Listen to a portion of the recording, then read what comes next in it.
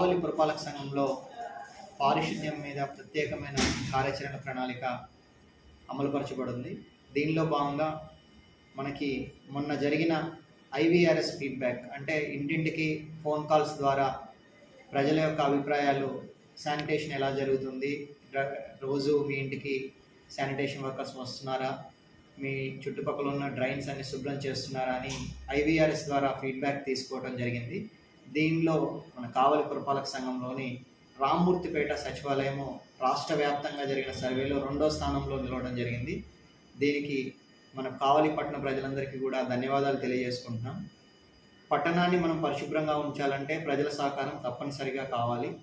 ప్రజలందరూ కూడా ఇంకా మనకి సహకరించి ఎక్కడ కూడా చెత్త బయట పడవేయకుండా మన మున్సిపల్ వర్కర్కి అందించినట్లయితే మీ చుట్టుపక్కల పరిసరాలు పరిశుభ్రంగా ఉంటాయి. అలానే కావలి పట్టణం కూడా పరిశుభ్రంగా ఉంటుంది. ఈ విషయంలో సహకరిస్తే మనము రాష్ట్ర వ్యాప్తంగా శానిటేషన్లో ముందుకు వెళ్ళొచ్చని తెలియజేస్తూ ఈ కార్యక్రమానికి మాకు దిశానిర్దేశం చేసిన మన గౌరవ ఎమ్మెల్యే శ్రీ దగ్గుమాటి వెంకటకృష్ణారెడ్డి గారికి ప్రత్యేకమైన ధన్యవాదాలు తెలియజేసుకుంటున్నాం. రాష్ట్ర ప్రభుత్వం వారు నూతన స్పౌస్ పెన్షన్స్ మంజూరు చేయడం జరిగింది.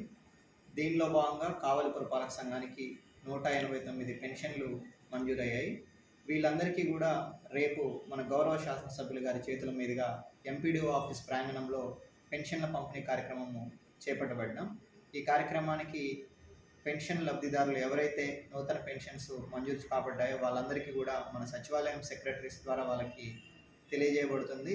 వాళ్ళందరికీ కూడా మన కావలి ఎమ్మెల్యే గారి చేతుల మీదుగా రేపు ఇక్కడ పెన్షన్ పంపిణీ కార్యక్రమం జరుపుకోబోతున్నాం. కాబట్టి ఈ కార్యక్రమాన్ని అందరూ కూడా జయప్రదం చేయాల్సిందిగా కోరుచున్నాం. Thank you.